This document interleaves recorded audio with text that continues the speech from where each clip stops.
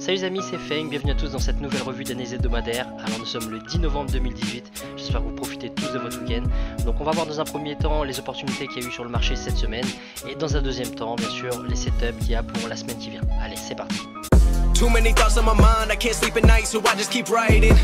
I don't need no help, I don't need opinions, so don't waste my time then. I just been living online, my city don't show me no love and that's fine. Alors juste avant de commencer, comme la dernière fois, je voulais vous remercier tous d'avoir liké vraiment la vidéo, de l'avoir partagé, d'avoir commenté et donc de m'avoir aussi envoyé des messages de soutien, d'encouragement et de m'avoir aussi partagé vos gains, d'accord. Ça fait vraiment plaisir de recevoir vos messages toutes les semaines. Je vois que vous êtes de plus en plus à attraper des setups et profiter donc des opportunités sur le marché. Donc vraiment merci à tous, ça me fait vraiment plaisir. Donc pour ceux qui l'ont pas fait, n'hésitez pas à vous abonner à la chaîne YouTube, à mettre un petit pouce bleu. Moi ça me soutient, ça me permet de montrer que vous appréciez mon travail, ça permet de développer la chaîne, d'avoir un peu plus de reach sur YouTube, qu'il y ait plus de vues. Et donc voilà, moi ça m'aide à développer Master Feng Trading. Donc merci à tous et voilà, c'est parti. Alors EURUSD cette semaine, c'était vraiment magnifique. Vous êtes pas mal à vraiment avoir profité des différentes opportunités qu'il y a eu. Donc dans un premier temps, vous voyez le marché il ouvre ici, juste en dessous de l'instit d'un 14 et au niveau des scénarios, les projections, on avait donc ce scénario de cassure retest du 1,14. D'accord. Alors le scénario orange, quand le prix donc EURUSD est monté, est-ce qu'on a eu un rejet du 1,14? Bah vraiment pas, d'accord. Donc tout ce qui s'est passé, c'est que le 1,14 a été cassé et à partir de là, on peut voir que le prix a toujours été maintenu au-dessus du 1,14. Alors bien sûr, il y a eu ces fausses cassures là, il y a ces faux mouvements, c'est parti piquer, toujours chercher la liquidité, mais on voit bien que le prix a toujours été maintenu au-dessus du 1,14. D'accord, donc si vous êtes rentré sur de l'agressif comme pour certains, à aucun moment, bon, il y a eu de grosses chasses au stop énormes, donc vous voyez le prix au maximum il est descendu de 10 pips en dessous de l'instit, donc c'est pas méchant. Donc à aucun moment vous faites sortir, et ceux qui sont rentrés sur du safe, donc à la fin par exemple, à la fermeture de ce marteau, et bah vous voyez le prix il a décollé par la suite, donc il fallait être patient, c'est du H4, c'est du swing, donc bien sûr le prix il fallait attendre que le trade se développe, mais alors ici c'est vrai que si on met son stop loss un peu trop près, donc un peu trop vite à break-even, c'est vrai que là le mouvement, le rejet de ce bloc de contrat il a été brutal, hein. Vous voyez la première fois que le prix il est monté dans ce bloc là, mais il a été rejeté, et puis faut pas oublier que dans la chandelle d'après le prix il est redescendu jusque là.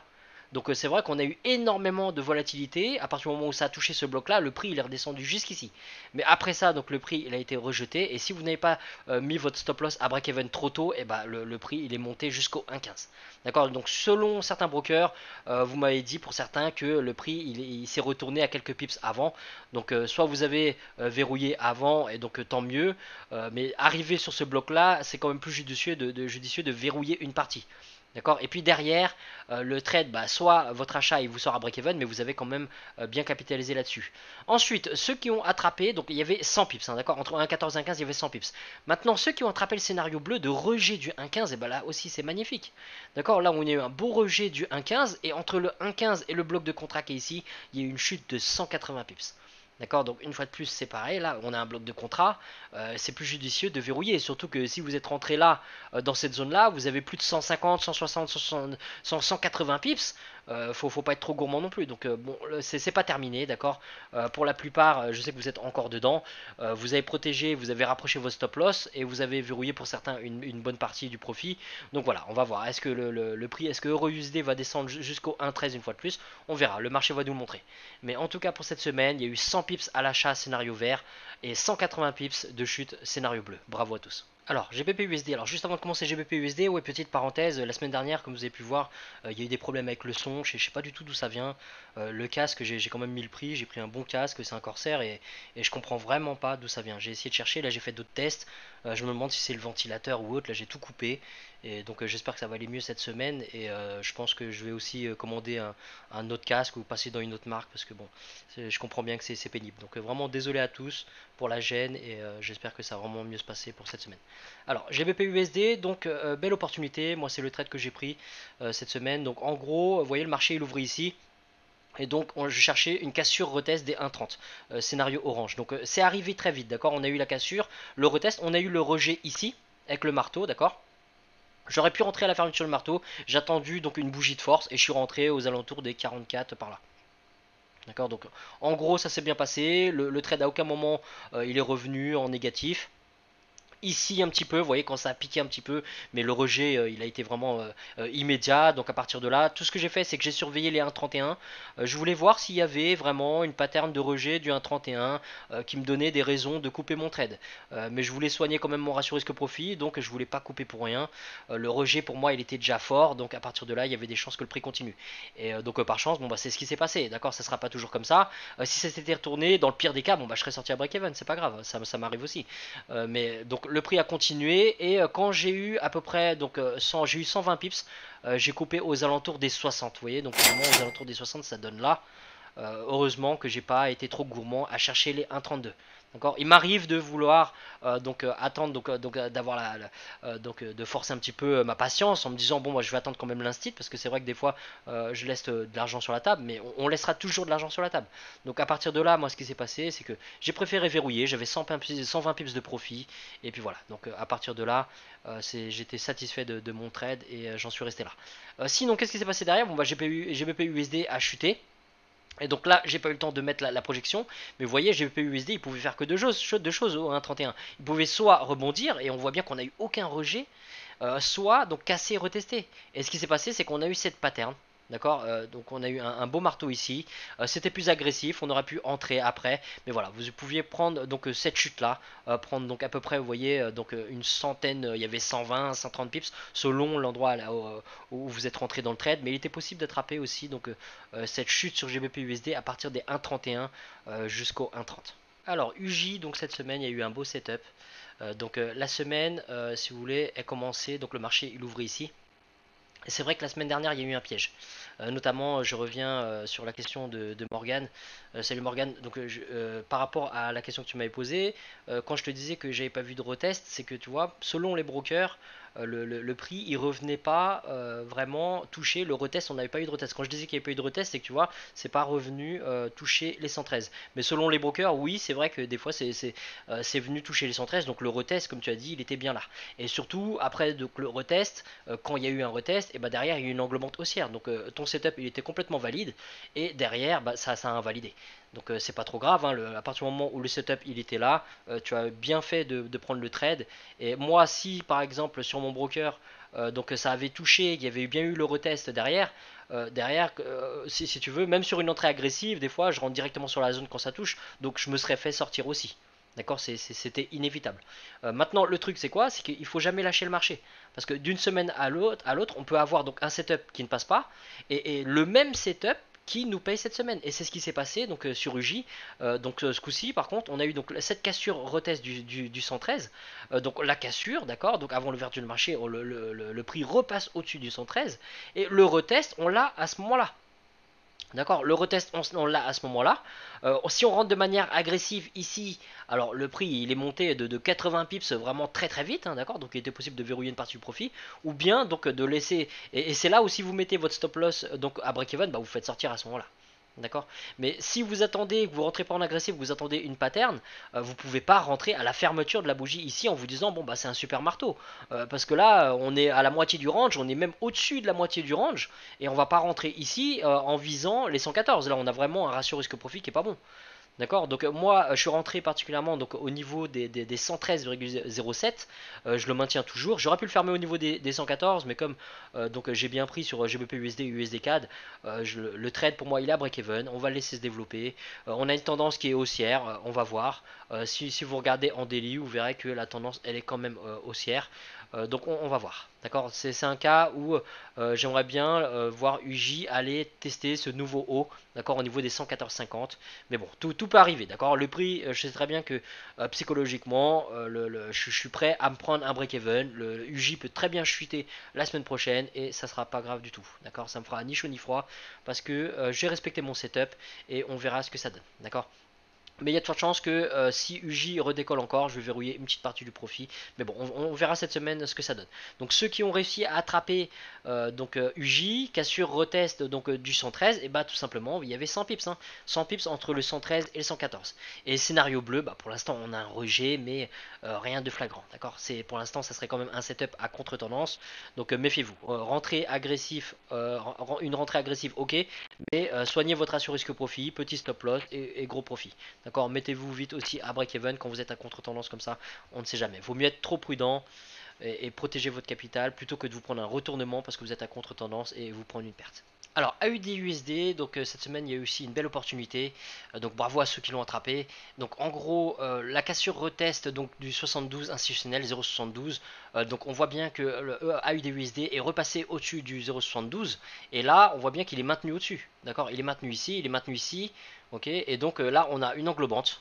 D'accord, tout simplement, on a une englobante haussière, on a une bougie de force qui nous montre bien le momentum, on a vraiment une poussée des acheteurs et il était possible de rentrer, donc vous voyez, aux alentours des 72,19, 72,20. Le seul risque c'était le 72,50, il fallait faire attention, vous voyez, d'ailleurs il y a eu un beau rebond, un beau rejet, là, le prix il revient à break-even, nous faire peur un peu avant de décoller. D'accord, mais en gros, entre le 72,20 et le 73 institutionnel, là il y avait 80 pips à prendre. D'accord, donc 80 pips, si vous rentrez au niveau des 72,20 comme je vous ai montré, ça veut dire que vous avez un take profit de 80 pips, vous avez droit à un stop loss de 40 pips pour avoir un ratio risque profit de 1 pour 2, donc c'est toujours intéressant, d'accord, c'est à dire que vous, votre stop loss il est à 71,80 et à aucun moment vous voyez bien que le prix il vient vous faire peur au niveau de votre stop loss, d'accord, donc le ratio risque profit est bon, il fallait juste faire attention au 72,50, mais sinon entre l'entrée et l'incite des 73, il y avait 80 pips à prendre si vous attendez de rentrer sur cette bougie de force là. D'accord, donc si vous rentrez agressivement sur le 72, bon bah voilà, il y a 100 pips. Sinon, donc le rejet du 73, et bah en gros, vous voyez, si vous attendez l'englobante baissière qui est ici pour rentrer, parce que ici, vous voyez, on a un rejet, mais bon, rien d'extraordinaire, surtout que quand on voit cette englobante haussière après, ça fait quand même peur. Donc on va attendre cette englobante baissière pour rentrer. On est à 72,80, donc à la fermeture de marché, on est à 72,20. Il y a une soixantaine de pips donc à prendre sur le rejet du 0,73. D'accord, donc en gros une centaine de pips, donc 80, 100 pips à l'achat et 60 pips à la vente à partir des 0,73.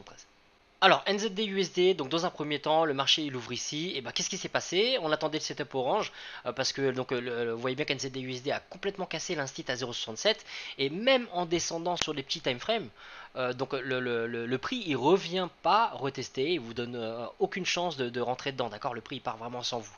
Donc c'est le genre de cas où moi je laisse filer le prix, d'accord, je vais jamais chasser le prix, à ce moment là ça peut encore être une fausse cassure, on sait pas, la bougie d'après le prix il pourrait très bien casser et revenir en dessous des 0,67, on sait jamais, donc à partir de là, si je dois me faire sortir, ça sera sur une entrée agressive où le prix quand il descend, au moment où il touche le 0,67, je prends une entrée avec un petit stop loss et derrière je me fais sortir, c'est pas grave. Mais jamais je vais rentrer dans cette hausse à ce niveau là parce que vraiment le risque, le stop loss il sera trop large, le ratio risque profit sera pas intéressant. Donc voilà, c'est un cas où on n'a pas eu l'opportunité propre, d'accord, on n'a pas eu de setup clean pour rentrer et choper donc le wagon. Mais là donc par contre une fois arrivé au niveau du 0,68, donc là je l'ai pas mis, mais bon vous savez très bien comment je travaille, donc là le setup qui était vraiment bon à attraper, c'est le rejet du 0,68. D'accord, donc celui-là c'est à surveiller, on verra ce qui se passe, mais pour l'instant le rejet il est vraiment bon. On a donc un rejet, un beau marteau ici, on a une englobante ici, donc vraiment il y a toutes les raisons techniques sont bonnes pour rentrer, mis à part le fait qu'on est un petit peu à contre-tendance parce que le marché il est vraiment haussier là, de manière agressive c'est possible de rentrer avec un petit stop loss et un gros ratio risque-profit, donc c'est vraiment, ça reste un bon coup à jouer. D'accord. Maintenant si vous dessinez votre trendline par rapport à la structure du marché, on va voir au niveau du marché ce qui se passe cette semaine au niveau des NZD USD. Ceux qui sont donc dedans, vous êtes quasiment à 60-70 pips de profit. Il y a de quoi mettre à break-even et laisser se dérouler le trade. Voilà. Donc pour NZD USD, on va voir ce que ça donne cette semaine, la vente du 0,68, mais à l'achat, très compliqué de rentrer même sur les plus petits time frames à l'achat par rapport au 0,67. Alors USD4, donc cette semaine, il y a eu un petit piège au début de la semaine, d'accord. Donc le marché a ouvert ici et le scénario vert casse sur retest, c'est ce qui s'est passé. Donc dans un premier temps, non, le marché, pardon, il est passé en dessous des 1,31 et on n'a pas eu de retest, d'accord. On a eu une cassure et puis on n'a pas eu de retest. On voit très bien qu'on a une englobante haussière. USD4 repasse au-dessus des 1,31. À partir de là, il n'y a pas de retest, c'était tout simplement une fausse cassure et donc le prix est repassé au-dessus de 1,31 institutionnel. Donc au niveau des patterns, donc vous voyez bien qu'il y a des marteaux ici. Il y a une englobante ici. On a des beaux rejets, il y a la trendline. À partir de là, le setup d'achat, il était beau. Qu'est-ce qui se passe derrière? Et ben, vous voyez, le prix, à un moment, il monte jusqu'ici. Vous avez à peu près 40-50 pips de profit. Puis derrière, il vous sort tout simplement à break-even, dans le meilleur des cas. Ou bien vous prenez votre petite perte. Parce que vous voyez, le prix, il est descendu quand même 50 pips en dessous de l'instit. Donc ça, c'est inévitable. Et c'est le genre de cas où, quand on se fait avoir, et ben, il ne faut pas lâcher l'affaire. Parce que quand vous regardez le marché, si vous voulez, des fois, on prend une perte et on en a marre. On a envie de tout éteindre et puis on n'a plus envie de regarder le marché. Mais c'est important, je dis toujours à mes étudiants, de regarder le marché après s'être fait sortir, parce que y a deux cas de figure. Soit le prix il ferme, d'accord, vous êtes fait sortir et le prix il ferme dans ces eaux-là. Et à ce moment-là, qu'est-ce que vous allez vous dire? Vous allez dire, bah moi je suis soulagé depuis être dans le trade. J'ai plus envie d'être dans ce trade. Et merci à mon stop loss de m'avoir sorti de cette situation délicate, parce que moi à la base mon setup c'est un rejet des 1,31 à l'achat. Et qu'est-ce qui se passe? Bah, le prix il passe en dessous des 1,31 et il reste en dessous des 1,31. Donc techniquement, mes motivations pour rentrer dans ce trade, elles ne sont plus là. D'accord, j'ai plus aucune raison, mis à part l'espoir, de rester dans ces trades. Et l'espoir, c'est un très très mauvais outil d'analyse technique. Donc à partir de là, donc moi, si je me fais sortir et que le prix il reste en dessous des 1,31, eh ben, je suis bien content de ne plus être dedans. Par contre, si vous regardez, vous attendez la prochaine bougie de 4 heures. Vous faites sortir, et après la bougie de 4 heures, qu'est-ce qui se passe? Le prix il repasse au-dessus des 1,31. Et bah vous dites quoi? Vous dites, ah bah ils sont venus me sortir, tout simplement. Ils sont venus me sortir et le prix il repasse au-dessus. D'accord? Et c'est là où moi justement, donc quand j'ai vu cette belle pattern là, ce qu'on appelle un morning star, evening star, peu importe, on a un beau rejet en dessous des 1,31 et donc on voit que le prix repasse au-dessus. Et d'ailleurs si on passe en daily, cette pattern là, vous allez voir, bon c'est encore plus net. Hein. Regardez en daily. Donc vous voyez, en daily, qu'est-ce qu'on voit? Et ben on voit tout simplement des mèches quoi. On voit des mèches, on voit tout simplement qu'il y a eu des fausses cassures. Et donc si vous vous fiez à votre chandelle en daily, on est en swing. Donc c'est important, même si on trade dans H4, on fait toujours attention à notre daily. Et en daily, qu'est-ce qu'on voit? Et ben on voit que donc des fermetures au-dessus du 1,31. Ça part piquer, mais ça remonte à chaque fois. D'accord? Donc derrière, quand vous avez des possibilités de re-rentrer, vous dites, bon ben voilà, ça a piqué une fois, ça a piqué deux fois, bah, ici ça repique, la forte probabilité c'est que ça se mette encore à décoller. D'accord. Donc USD CAD, bravo à tous ceux qui l'ont attrapé, c'était vraiment une belle opportunité. Ceux qui se sont fait sortir la première fois, donc bah écoutez, comme vous avez pu voir, il y avait l'opportunité de re-rentrer derrière. Et donc voilà, moi c'est là où je suis rentré, derrière sur la cassure, le retest à nouveau du USD CAD. Le scénario qu'on attendait au début de semaine, et bah, c'est ce qui s'est passé. Vous voyez, c'est un petit peu comme sur UJ, un setup il peut ne pas passer, mais derrière il peut vous offrir toujours une belle opportunité. Donc ne jamais lâcher le marché, parce que c'est toujours possible d'attraper un gain derrière. Et là-dessus, donc moi j'ai attrapé une centaine de pips. J'ai préféré le verrouiller, même si là vous voyez on est dans le cadre du scénario orange, hein. On a une cassure, on a un retest, on a le marteau, donc on va voir pour cette semaine, est-ce que USD4 va décoller? La forte probabilité c'est ça, mais tout peut arriver, donc on va se fier à notre price action. Alors le DAX cette semaine, donc sur du swing en H4, il n'y a rien à signaler, d'accord? C'est très simple, vous voyez, on est resté dans un genre de consolidation, de range un peu là. Et donc premier setup, cassure, retest des 11 500 points. On a eu la cassure, est-ce qu'on a eu le retest? Pas vraiment, d'accord? On n'a pas de bougie vraiment, donc de bougie de force baissière.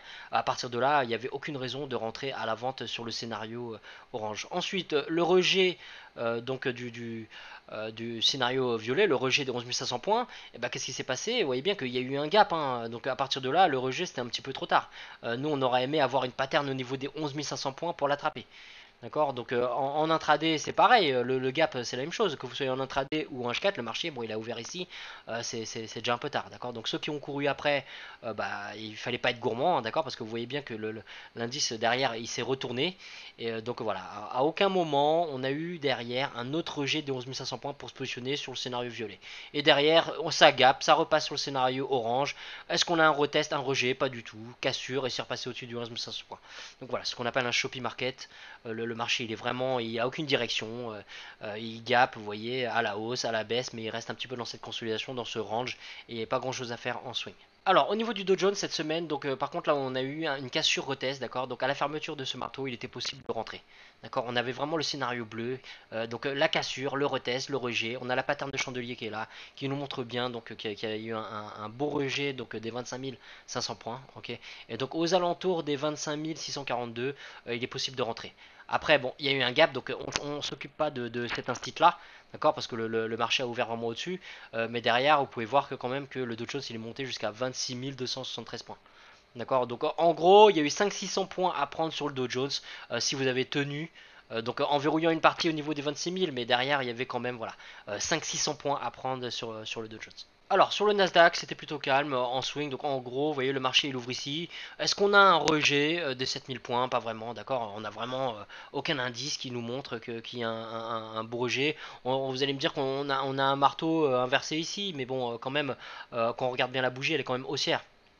D'accord. Et puis la bougie d'après, on a quand même un rejet à la hausse, donc il faut s'en méfier. Derrière, qu'est-ce qui s'est passé? Cassure retest, scénario bleu, on est en plein dedans. On a la cassure, on va pas chasser la cassure. On a le retest qui est ici. Et bah écoutez, on est en plein dedans, hein, d'accord. Donc on va voir maintenant la semaine prochaine si donc au niveau du Nasdaq, donc l'indice maintient au-dessus des 7000 points. S'il maintient au-dessus des 7000 points, bah écoutez, on a un scénario à forte probabilité haussier, d'accord. On va voir si donc on pourrait passer un nouveau canal comme ça, si la tendance maintenant est haussière et donc se positionner ici avec un bon ratio risque-profit parce que vous voyez votre stop loss il sera juste un peu en dessous et vous allez viser les 7250 points. Donc on a un bon ratio risque-profit, ça peut être un bon coup à jouer, on va voir pour la semaine prochaine. Alors au niveau du S&P 500, donc dans un premier temps le marché il ouvre ici. Le scénario rouge, rejet donc des 2750 points. Est-ce qu'on a eu un rejet? Regardez, est-ce qu'on a des patterns baissières à proprement dit? Non, hein, d'accord, on a une englobante haussière ici, encore une englobante haussière ici, on n'a pas vraiment de rejet. Donc aucune raison de rentrer dans le scénario rouge, à moins de rentrer de manière agressive avec un tout petit stop loss, un bon ratio risque-profit, d'accord. Parce que c'est vrai qu'il y avait l'instit qui vous protégeait, il y avait aussi la trendline, donc ça pouvait être un coup à jouer. D'accord, mais voilà, sinon d'un point de vue pattern, on n'a vraiment pas de raison d'entrer de manière plus safe dans ce trade à la vente. Ensuite, scénario vert, cassure retest. Alors là, oui, il y avait des patterns, ok. Sauf que là, au niveau des patterns, donc il y avait une cinquantaine de points, un peu plus, même 60 points à prendre. Sauf qu'il fallait basculer donc sur les plus petits time frames pour trouver une entrée. D'accord, parce que sinon il fallait attendre la fermeture de cette bougie là, il était possible de rentrer ici, et à ce moment là, bon il restait quand même une quarantaine de points, mais avec un stop un peu plus large. D'accord, mais quand on voit que le S&P passe au-dessus de l'instit, puis après passe au-dessus de la trendline et maintient au-dessus, bon bah écoutez, il est possible de rentrer aussi à ce niveau là, d'accord, pour une quarantaine, cinquantaine de points. Alors, EURUSD pour cette semaine, donc on va voir, le prix il est vraiment au niveau de ce bloc de contrat, il pourra encore décoller, mais bon, ça fait quand même deux fois qu'il travaille les 1,13, d'accord, vous pouvez regarder dans le passé, une fois ici, deuxième fois ici, et donc c'est possible que tous les acheteurs aient été absorbés, donc on va voir maintenant si les 1,13 vont tenir, on laisse pas d'anticiper, on va voir, d'accord, au niveau price action, on s'attend à tout, si le bloc de contrat et les 1,13 sont invalidés, bah, vous savez ce qu'il vous reste à faire, d'accord, on ne chasse pas, on attend la cassure, on attend le retest, on attend le rejet, et on se positionne en vente. On fait attention au 1,1250. Alors oui, pensez à mettre quand même donc les points pivots mensuels. Voilà, donc au niveau des points pivots mensuels, donc on voit très bien que là on a le point pivot qui est juste au-dessus du 1,14. Donc si EURUSD décolle, faites bien attention à cette zone là, d'accord. Même si vous prenez un retest, attendez quand même que le prix repasse au-dessus du point pivot. Faites attention aussi donc à la trendline qui est en chemin, d'accord. Pensez à verrouiller votre profit, fermer une portion de votre trade et mettre à break-even. Sinon, donc faites bien attention au 1,14. Dans l'autre sens aussi, hein, le prix pourrait très bien rebondir. Après cette belle chute et le rejet du 1,15, on pourrait très bien avoir un retracement pour une prolongation de cette chute. D'accord. Donc que ce soit ici ou ici, attendez bien les patterns avant de rentrer. Alors GBP USD, donc les zones à surveiller pour cette semaine, donc bien sûr toujours les 1,30, hein, on est repassé juste en dessous des 1,30, mais pour l'instant ça veut rien dire du tout, d'accord, donc on va surveiller, est-ce qu'on a un rejet du price action ici, est-ce qu'on a une cassure retest, surveillez bien donc cette zone des 1,30. Si GBP USD chute, et bien écoutez, on a les 1,29 qui sont vraiment très très lourds, c'est un institutionnel des 100 pips, et on a aussi le point pivot mensuel qui appuie et qui donne du poids à cette zone, d'accord, donc cette zone là elle peut très bien donc agir en tant que support comme résistance, c'est à vous de surveiller. Et donc si on a une cassure et un retest et qu'on se positionne en vente, surveillez bien sûr ce bloc de contrat qui pourrait faire rebondir le prix.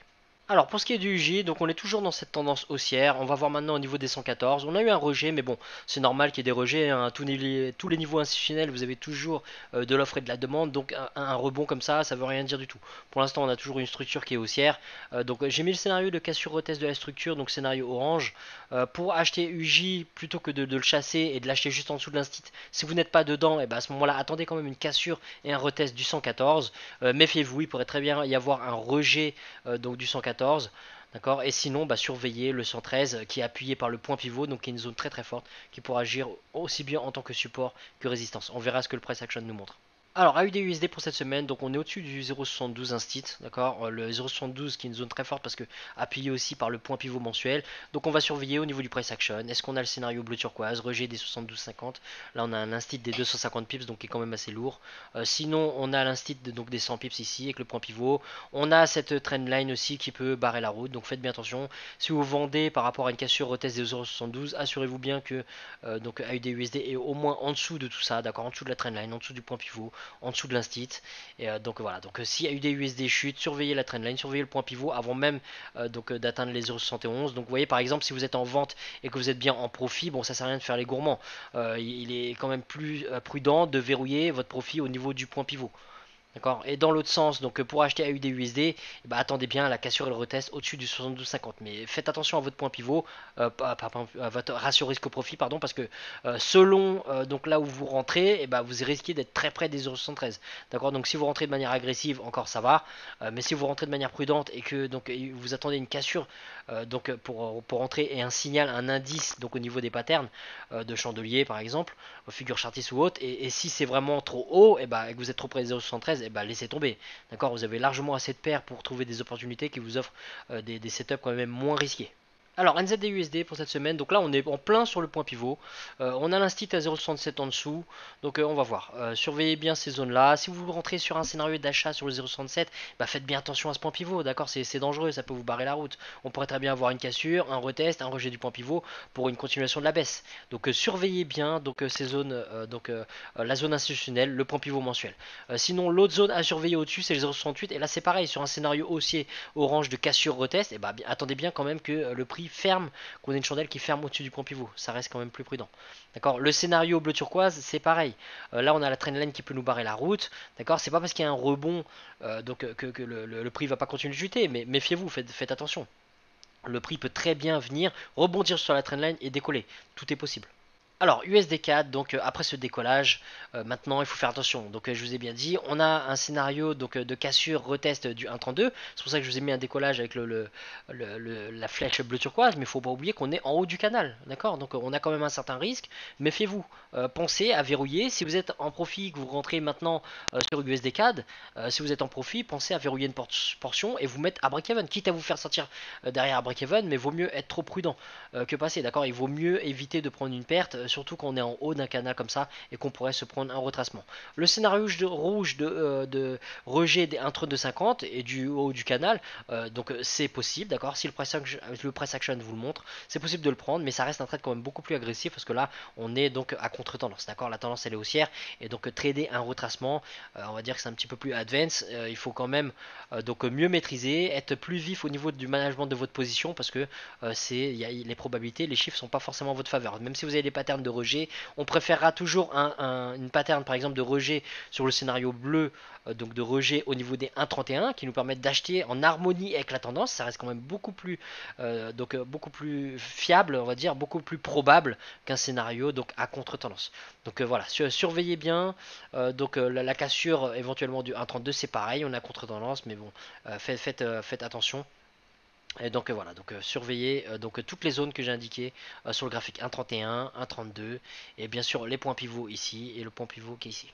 Alors pour le DAX, donc les zones à surveiller cette semaine, donc vous voyez le DAX il n'est pas allé vraiment, il est resté dans une sorte de consolidation, il est allé nulle part, donc on va surveiller les 11 750 points comme la semaine dernière, on va surveiller les 11 500 points, et donc voilà, donc rappelez-vous que comme la semaine dernière, l'indice peut vraiment jouer avec vos nerfs et basculer au-dessus, en dessous, au-dessus, en dessous, donc attendez quand même des patterns clairs pour vous positionner, que ce soit sur le scénario orange ou le scénario violet, prenez bien en compte ce point pivot mensuel, d'accord, et donc voilà, surveillez ces deux zones clés. Alors pour ce qui est du Dow Jones, donc surveillez bien les 26 000 points et les 25 750 points. D'accord, donc pour l'instant on est donc entre les 26 000 et 25 750 points. On va voir si l'indice rejette des 26 000, d'accord, avec des patterns propres pour se positionner en vente. Sinon surveillez bien les 25 750 points. Et si l'indice repasse au-dessus, le chassez pas. D'accord, attendez bien une pattern propre. Je le dis souvent, mais il vaut mieux vraiment que vous ayez un setup propre, bien clean pour entrer dedans avec une meilleure probabilité, plutôt que d'essayer de chasser l'indice et vous prendre un renversement, un retournement. D'accord, donc sinon si l'indice repasse en dessous des 25 750 points, c'est pareil, hein, d'accord, ne chassez pas la chute, attendez bien un rejet des 25 750 points, une confirmation supplémentaire pour rentrer avec de meilleures probabilités. Alors, au niveau du Nasdaq cette semaine, on est juste au-dessus des 7000 points. D'accord? Donc, c'est vraiment donc une zone institutionnelle très très forte. On va voir est-ce que l'indice maintient au-dessus des 7000 points. Faites attention à ce point pivot mensuel qui est quand même assez proche. D'accord? Sinon, en cas de cassure des 7000 points, bah, attendez bien le retest, le deuxième rejet, une nouvelle confirmation pour vous placer en vente donc sur le Nasdaq. Sinon, surveillez au-dessus les 7250 points. Il y a de fortes probabilités de rejet à ce niveau-là. D'accord? Et sinon, bah, en cas de cassure, attendez bien le retest pour vous positionner à l'achat au-dessus des 7250 points. Alors, au niveau du S&P 500 pour cette semaine, donc on est entre les 2750 et 2800 points. D'accord, donc surveillez bien ces deux zones-là. Ici, on a le point pivot qui appuie aussi les 2750 points. Donc c'est une zone très très forte. Faites bien attention. Attendez vraiment des patterns propres du price action pour vous positionner. D'accord, donc les 2800 points, cassure retest à l'achat, le rejet possible, d'accord. Et ici, donc le scénario orange, cassure retest des 2750 points. Vous pouvez très bien basculer sur de l'intraday, d'accord. Mais rappelez-vous que les patterns sont quand même moins fiables, moins lourdes. Donc sur des plus petits time frames, il y a beaucoup plus de bruit du marché. Donc si vous positionnez sur des plus petits time frames, faites bien attention. Vous avez des stop loss qui sont plus serrés, mais soignez quand même votre ratio risque-profit, d'accord. Maintenez un bon ratio risque-profit, protégez vite à break-even, sans protéger trop vite non plus, d'accord, pour pas vous faire sortir bêtement. Mais voilà, si vous basculez sur de l'intraday, rappelez-vous que les objectifs sont quand même inférieurs. Voilà les amis, c'est la fin de la revue. Je vous remercie à tous d'avoir suivi jusqu'au bout. Donc je vous remercie à tous pour votre soutien. Pensez à mettre un petit pouce bleu, ça me soutient, ça permet de développer la chaîne. Pensez à vous abonner aussi à la chaîne YouTube, bien sûr. N'hésitez pas si vous avez des questions, mettez-les en commentaire. Et voilà, donc je vous souhaite une bonne semaine de trading, une bonne semaine de profit à tous et on reste connecté.